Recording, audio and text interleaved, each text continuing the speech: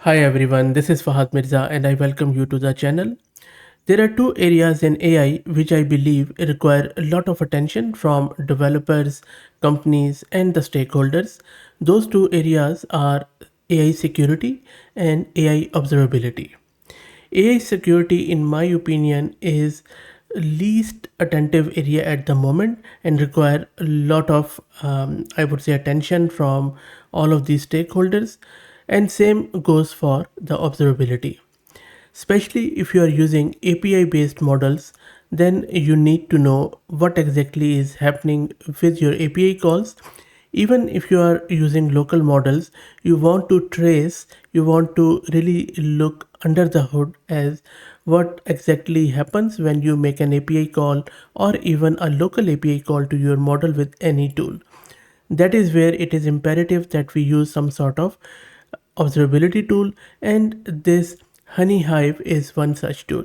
I already have covered a lot of tooling around observability and I see that there is not a lot of interest, but trust me, I think when once this hype is over and we start implementing AI in real world in production quite frequently, then you would see the requirement, the usage of these observability tool. We saw that happening with cloud, and I believe same thing is going to happen with AI sooner rather than later. One of the questions which I very routinely get from a lot of stakeholders from the business across the board in verticals or horizontals is that even if we are using local models and providing them our data through RAG or fine tuning, how can we tell that those models are not sending that data back to their creators or somewhere else? Well, look, no one can guarantee that, but at least you can trace those calls so that you would know what is happening. And that is where these observability tool like HoneyHive could help. So in this video, I'm going to show you how we can install its SDK locally, and then how can we use HoneyHive with the help of Ollama based local models. This HoneyHive is a hosted service, by the way. There is a very generous free tier which I'm going to use. They also have some paid model which I haven't touched. This is not a sponsored video by HoneyHive. I have no affiliations with them. I'm just covering this tool because of its observability and my firm belief that we need an observability tool component in our AI powered applications.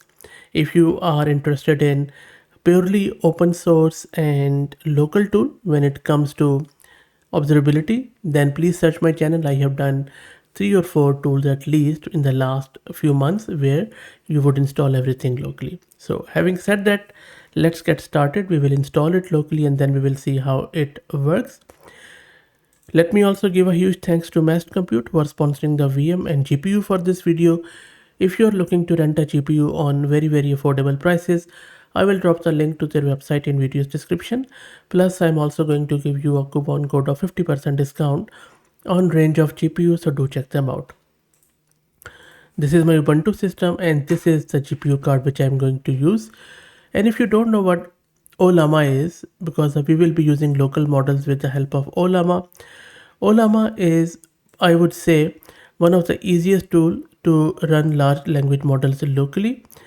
It is a fast, open source and lightweight model server for running large language models on commodity hardware, which includes CPU or your very low level VRAM GPUs. And we can trace our Ollama operation using a single line of code with the help of HoneyHive, and that is what I'm going to show you in this video. Okay, so I already have Ollama installed. If you don't know how to do that, please go to my channel and search with Ollama. You will find heaps of videos. Installation is very simple, by the way. Just go to ollama.com, click on download. For Linux, just run this command. For Windows and Mac, just download this executable and run it. That's it. So that said and done, so Ollama, you can see, is already running on my system. Now in order to work with model, you of course you would have to download it first. You can download any model from Ollama. So for the purpose of this, I'm just going to go with this Llama 3.21 billion. I'm going to say Ollama pull and then just run this command. It is going to download this model, then it is going to verify the checksum of the model, and that's about it. As we were talking, it already has downloaded it. So let's wait for it to finish.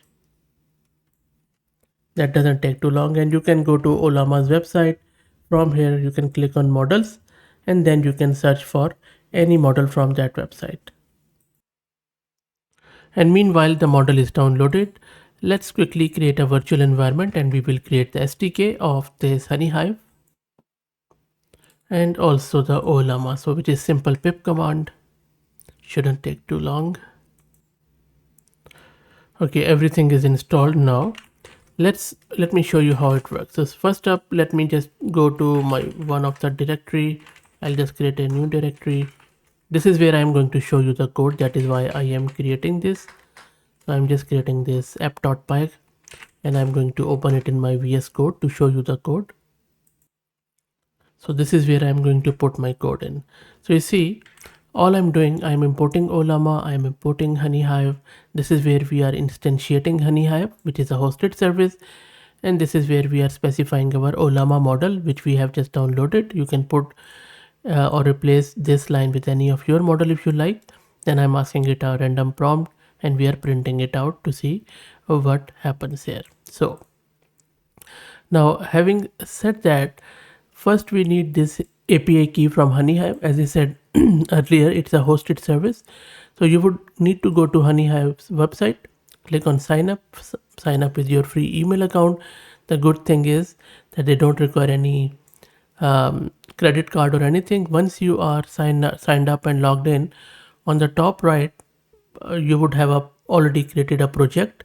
You can create a new project if you like. As part of your first time onboarding, they will ask you to create a first project, and then from top right, just click on this copy API key. That's it. And then grab your API key, sorry, go back here and then replace it here. So let me replace it here, save it and exit. And then in order to trace your API call to Ollama server locally, all you need to do is to run that code, which is simple, one line really. So let me run it. And there you go. So it has run it. It has responded to me, and you can ignore that warning. I think they have some sort of new version, but anyway. So, but response looks quite good from that model.